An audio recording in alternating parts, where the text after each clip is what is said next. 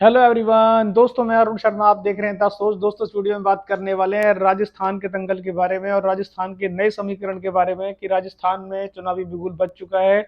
और उस पे इस बार जो नया ओपिनियन पोल आया है, उस ओपिनियन पोल में आपको बहुत सारी चीजें ऐसी हैं जो आपके दिमाग में घर कर जाएंगी।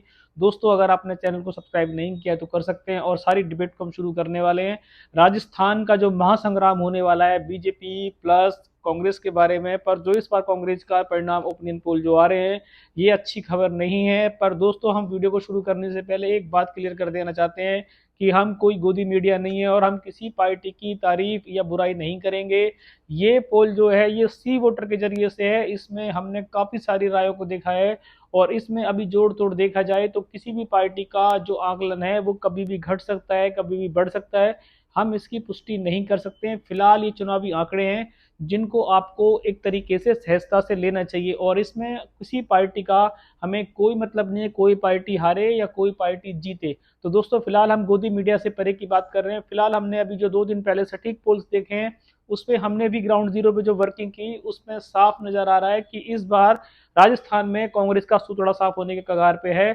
इतने खराब पोल्स के रिजल्ट आए हैं, चाहे वो सचिन पायलट की और अशोक गहलोत की गुटबाजी के चलते ये ऐसे रहा हो। और इस बार मोदी फैक्टर भी जोरों पे देखा जा रहा है कि मोदी जी की जो रैली हुई है उन रैलियों ने वोटर का मन चेंज कर दिया है। और जो 2 दिन पहले के रिजल्ट की बात करें तो उसमें कांग्रेस को 65 से 70 सीटें मिलने के कगार पे आ गई है कांग्रेस। अगर इसमें यही हाल रहा तो कांग्रेस का इस बार रिवाज चेंज हो जाएगा। और बीजेपी की बात कर लेते हैं कि बीजेपी अपने पूरी समर्थन की सरकार लेके आ रही है, उसको किसी से एक वोट की जरूरत नहीं पड़ेगी। वो 110 से 125 सीटों के आंकड़े को छूने को तैयार है। और इस बार जो बीजेपी की जो वापसी होगी ये ऐतिहासिक पूर्ण वापसी होगी। इसमें बीजेपी की जितनी भी गुटबाजी रही पर वो इस बार कमल खिल के रहेगा जो चुनावी पोल बताता है। अगर इसमें दोस्तों दो कारण है क्योंकि समय बदलता है और अभी चुनाव में टाइम है। इसमें दो समीकरण से कांग्रेस की विक्ट्री हो सकती है। नंबर वन की अगर जिस प्रकार से इस बार सचिन पायलट को कांग्रेस ने कमान दी है और सचिन पायलट का जो गुर्जर समाज है और जो उनका समुदाय है, जिस तरीके की इस बार पब्लिक चेंज चाहती है और सचिन पायलट को सीएम देखना चाहती है, अगर सचिन पायलट का रुतबा इस बार वोटर उनका साथ दे गया तो वो राजस्थान में परचम लहरा जाएंगे। तो शायद बीजेपी से कुछ सीटों का मार्जिन कम हो सकता है। और अगर हम बीजेपी की बात कर लेते हैं तो बीजेपी तभी बैकफुट पे आ सकती है, बीजेपी की सीटें तभी कम हो सकती हैं जिस प्रकार से बीजेपी की पहली सूची जिस दिन जारी हुई उस दिन से ही बीजेपी में बगावती सुर देखे जा सकते हैं। और अभी तक एक खेमा अलग पड़ा है जिसे कहते हैं वसुंधरा राजे गुट। अगर वसुंधरा राजे गुट बीजेपी से किसी तरीके से नदारद रहा तो शायद बीजेपी की सीटों में 25 सीटों का अंतर पड़ेगा। तो शायद जोड़ तोड़ करके कांग्रेस सरकार बना पाएगी। अगर बीजेपी में खलबली पहली सीटों को लेके है और ये बीजेपी के बागी विधायक हो गए और वसुंधरा राजे भी खेमे में नहीं आई तो बीजेपी विक्ट्री से कुछ दूर रह जाएगी। पर कांग्रेस की इस बार जो हालत हुई है, चाहे वो महिला की सुरक्षा को लेकर, हम आम आदमी से जब भी हमने मुद्दे से जुड़ने की कोशिश की वो अशोक गहलोत के कामों को तो भाई तरीके से तजब्बो देते हैं और अशोक गहलोत को सीएम अच्छा मानते हैं। पर जो अशोक गहलोत के काम के देखे पुलिस प्रशासन जो फेल रहा, जिस प्रकार से महिलाओं की वहां इज्जत नहीं मिली, जिस प्रकार से महिलाओं के साथ काम हुआ, वो उनकी सबसे बड़ी हार का कारण बन रहा है। और मोदी जी ने जो इस बार विशाल रैली की है इससे चुनाव में काफी अंतर आया है। अब कांग्रेस के पास, बल्कि कुछ दिन पहले जब राहुल गांधी ने भी वहां रैली की थी तो उन्होंने भी एक अशोक गहलोत के ऊपर कटाक्ष छोड़ा था। उन्होंने ये कहा था कि मध्य प्रदेश और छत्तीसगढ़ में तो कांग्रेस आके रहेगी पर राजस्थान में उनको डाउट है। तो राहुल गांधी का भी डाउट आज क्लियर हो गया है क्योंकि उनकी इतनी कम सीटें आना ये अशोक गहलोत की मुश्किलों को बढ़ाएगा। और मिरेकल कभी भी हो सकता है अगर वसुंधरा राजे गुट जिस प्रकार से उनको बीजेपी अनदेखा कर रही है, जिस प्रकार से उनके पत्ते कट रहे हैं और वसुंधरा राजे की कोई अभी कमान ही नहीं चल रही है।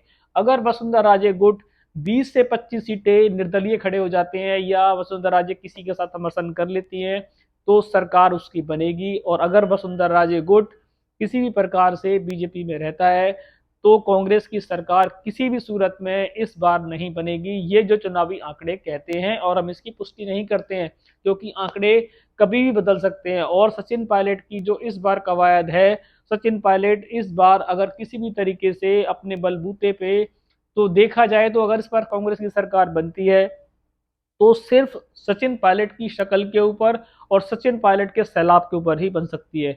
अशोक गहलोत की जो नाकामी है वो है लाल डायरी, और दूसरा की जो लेडीजों के साथ वहां अपमानजनक घटनाएं हुई हैं, उसने पूरे राजस्थान को झकझोर करके रख दिया है। और राजस्थान का वोटर उसको इस चीज को सीरियसली ले, असली वोटों की अगर बीजेपी की जो विक्ट्री होगी वो मारवाड़ और मेवाड़ से होगी, जहां कांग्रेस का सूत्रा साफ होता नजर आ रहा है।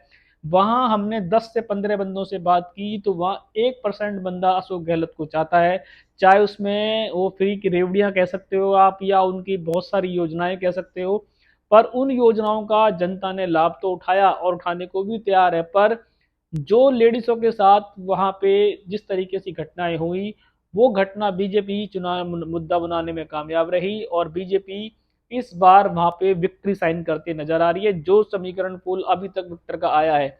इसके बाद अगर सचिन पायलट कोई जादू करिश्मा कर जाए तो कुछ कह नहीं सकते, और इस बार अगर वसुंधरा राजे किसी का खेमा बिगाड़ दे तो कुछ कह नहीं सकते, क्योंकि ये दो गुट इस तरीके के हैं, सचिन पायलट जो कांग्रेस के लिए एक बड़ा साइन है और वसुंधरा राजे जो कांग्रेस और बीजेपी के लिए हराने के लिए भी बड़ा साइन है। अब ये दोनों की लड़ाई इस बार अपने अपने वर्चस्व के लिए है कि वसुंधरा राजे बीजेपी में ना रह के भी बीजेपी को जिता पाएंगी, और कांग्रेस में सचिन पायलट इस बार अगर अपनी भूमिका नहीं निभा पाते हैं तो ये उनका आखिरी दाव होगा। तो दोस्तों फिलहाल राजस्थान का समीकरण बुरी तरीके से आपके सामने हमने रख दिया है। उसके अंदर कांग्रेस का सूत्रा साफ एक तरीके से हो चुका है, और अगर कांग्रेस अभी भी गलत फहमी में बैठी है तो शायद वो बैठी रहे। पर जो वोटर का पोल्स आया है उसमें 10-20 के आंकड़े ऊपर नीचे हो सकते हैं, पर कांग्रेस इसमें 100 सीटें नहीं ले पाएगी, ये निश्चित हो चुका है। और अगर इसमें सचिन पायलट कोई करिश्मा ही कर जाए तो अलग बात है, और वसुंधरा राजे का खेमा बागी तेवर दिखा जाए तो भले ही बीजेपी हार जाए, नहीं तो इस बार कमल खिल के रहेगा। और ये बातें शायद हमारी किसी को बुरी लगे या अच्छी लगे, ये जनता से जुड़ी हुई बातें जो हमने आपको बताई हैं, पर इसमें किसी गोदी गोदी मीडिया का नाम ना लिया जाए तो बढ़िया है, क्योंकि ये किसी भी सरकार के लिए अच्छा संकेत नहीं है कि उसकी सीटें कम आ रही है। अगर कांग्रेस ने मेहनत की होगी और कांग्रेस मेहनत करेगी, करती होती तो शायद जनता उनको सीटों में देने में आगे सोचेगी। फिलहाल चुनाव की रात अभी बैठी हुई है, उस चुनाव की रात से पहले वोटर अपना मन कितना चेंज करेगा, क्या कांग्रेस वोटर को लुभाने में अपने जो उन्होंने काम किए हैं उसमें वोटर सोचेगा, या जो मोदी सरकार का कमल जिस प्रकार का चेहरा बनाया गया है वो कमल खिल के रहेगा, तो ये समय बताएगा। दोस्तों फिलहाल आने वाले 23 नवंबर को जो राजस्थान का दंगल स्टार्ट होगा उसकी पल पल की ग्राउंड जीरो की रिपोर्ट मैं आपको ला के दूंगा। अगर आपने हमारे चैनल पे अब तक कोई डिबेट मिस की है तो आप चैनल को सब्सक्राइब करके जुड़ सकते हैं, ताकि आने वाली ओपिनियन पोल्स और जितने भी सटीक जो विश्लेषण हो गए मैं आपको बताऊंगा। और अभी सारी जानकारी जो हमने जुटाई है ये बिल्कुल तथ्य है, जो जमीन से जुड़ी हुई जानकारी है, वैसी जानकारी आपको सटीक मिलती रहेंगी। और चैनल को सब्सक्राइब करना ना भूलें दोस्तों। मैं मिलूंगा नए इस मुद्दे के साथ, तब तक अपना ध्यान रखें। नमस्कार।